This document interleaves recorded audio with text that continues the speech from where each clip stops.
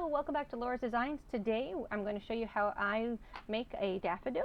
I have a special helper today who helps me crank my pasta machine because he's got such strong muscles and he's a very good helper. Let's get this one rolled out, helper. All right, we're going to crank that down. Keep going. Come on, you can do better than that. There we go. Perfect, thank you. Awesome. Okay, to make today's project you need two different colors of clay. This is Sculpey Primo and it's the color called Sunshine. This is Fimo Soft and this one's called Sunflower. We have those rolled out to a 7 or 9 thickness, which is the thinnest my machine can go. We also have some cutters. These two cutters come from a set that I will link in the description, and this cutter I actually handmade. It kind of works, but you can also easily just cut out the clay pattern in the flattened clay. I also have, these are very important for making your piece look more realistic. These are molds. This is an orchid texture mold and this is a daisy texture mold. It does amazing amount of features and details in just with one little push. All the things that I make, the way that I make flowers is overall I use techniques for making gum paste flowers and I change it over for adding polymer clay instead. So that's kind of where I got my start and what I've been doing. Everything that I'm making here can be adapted to make a littler version of it as well.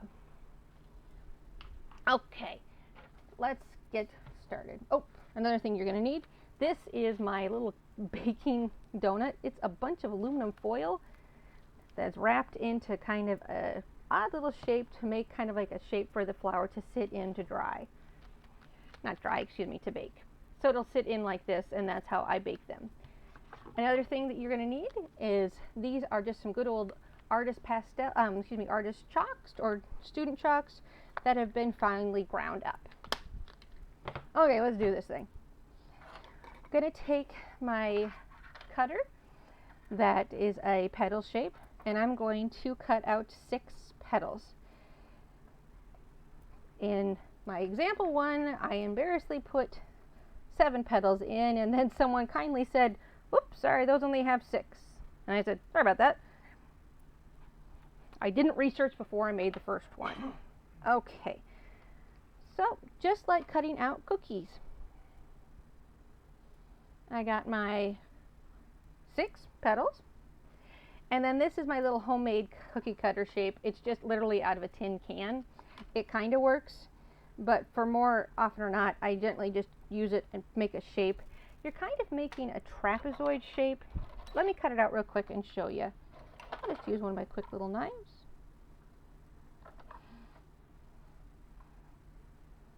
It's kind of like a fan shape, and this is going to be used for the center of your daffodil. Here is what that shape ends up looking like. Okay, so we have this cut out.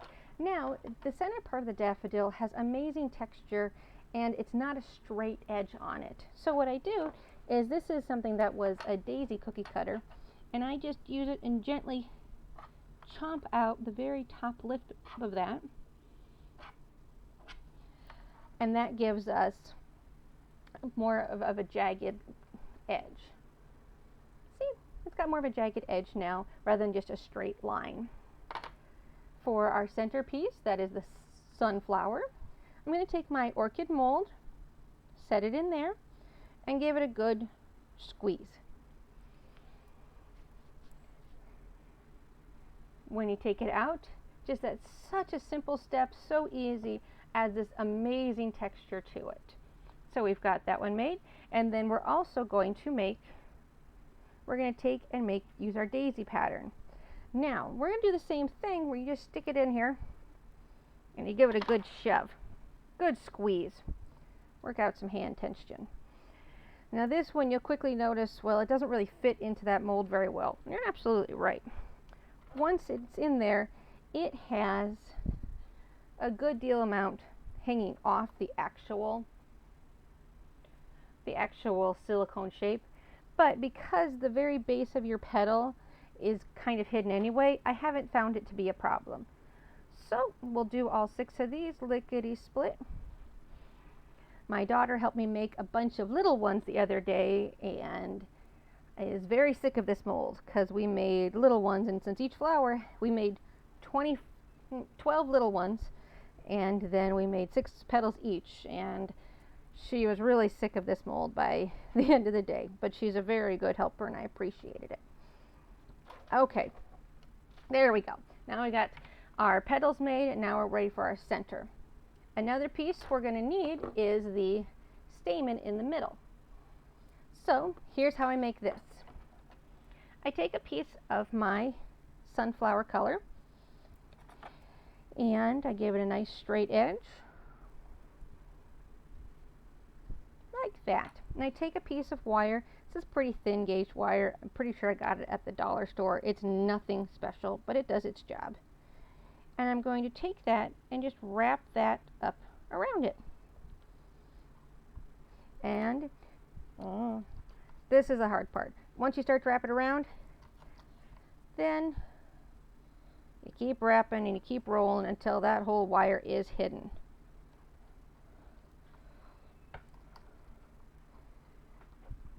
So now from here to here is completely hidden.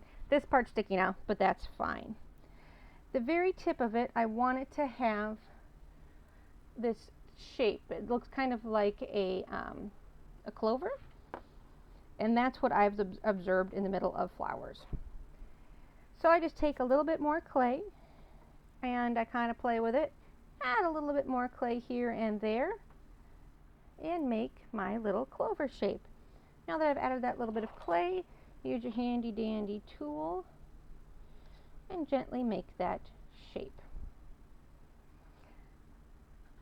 There we go. So now we have the stamen area. I may be using the wrong names for plants and flowered parts, and I apologize. Not a botanist. I'm just an artist who likes making flowers. Okay, now we start to assemble. All of our pieces have their texture on it. All of them are cut out. Righto. Here is our center fan. This is where it gets more complicated. You take each end, kind of like you're making an ice cream cone or a waffle cone, and you roll it up. I like to just have it stuck on my finger like a bugle. Take it and then with a tool, gently press that seam. And if you do the seam, if you do it correctly, you can do it the same way as the mold did and hide that you've pushed that seam. So then you've got a pretty seamless cone. There it is. I'm gently, at the very tip of the cone, I'm gently kind of squeezing it together. Now what I'm going to do is I'm going to take the same stamen and I'm going to put it down the middle of that until it's the right height. There we go. There we go. It's right down there. And I'm going to squeeze on the bottom where that cone narrows. I'm going to squeeze that up to get the correct, to get it all working together. Now, these little ruffles on here, you can gently take and you can kind of fold them back to make it look as realistic as you can. If you're lucky enough to have daffodils in your area to look at live ones or Google them online, see what they look like. But that's looking pretty good right now. Now, we come to putting the little petals on. I'll show it to you flat first. What I do is I take 3 petals and I add them to this, kind of like this pattern. And then the second round I do, then I'll go in and add these 3, making the nice 6 points. So I'm going to do that while I'm putting it on here, but it's kind of hard to show while you're actually putting it together. So the first 3, since they're all the same, it doesn't matter which ones, I'm going to make sure I have the end that does not have much of a texture to it. And I'm going to put that right at the base of this cone. 1, 2, and 3. So you've got a little fan furl from here. So right now we've got a 3-petal daffodil. Now where they overlap is where the next petals are going to go, the second layer of them, if you will. 1, 2, and 3. There we go. Now it looks kind of like a hoop skirt or an interesting broom. What I'm going to do is I'm going to take and flip it over, and apparently have little pieces of hair. I've got long hair and it sheds everywhere. Take and gently peel them back. And right now you've got a pretty decent looking dandelion. I do love dandelions. There's the daffodil. This is where our weird little aluminum foil donut comes in handy. This again is just compressed aluminum foil, and then it does have wire wrapped around and around the edges to kind of make it nice and tight to stay together. Nothing fancy at all.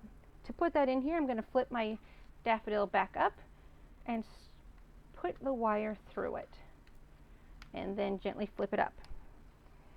If your wire is a little long, it's coming out the bottom, you can gently just kind of twist it up so that you can have it flat, and you can arrange your petals how you want them to bake. So I'm gently going to peel these guys back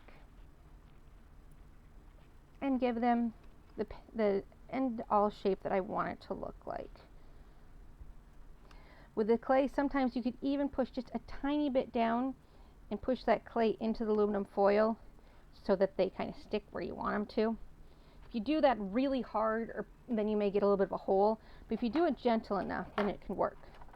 Now I like to use a paintbrush to gently move it around once it's in its little baking donut. And I'll move it around and gently kind of form it how I want it to be. An extra step that I like to do is to add a little bit of extra color to it. These are my artist chalks, or student chalks, whatever. My special helper helped me smash those down into nice little powders. Then you can take your powder, and I'm going to go in and just do some dabs so it looks a little bit like pollen on the very tip of it. I may also take some of it and do it around kind of the petal edges. The powder really can help that wonderful texture and detail that you have shine through. This brush is stiff, and that's not going to do any good. Let's try this one instead. Gently push it in.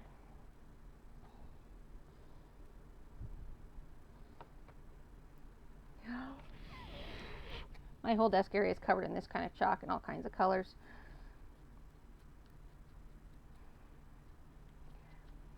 Now, this is about ready for me to bake, which is awesome. Now, it's important to notice I used Sculpey Primo for the lighter colored petals. This kind, I learned the hard way, is usually most of my clays are cooked for 275 degrees for 15 minutes, but this one is 275 degrees for 30 minutes, so it's much longer.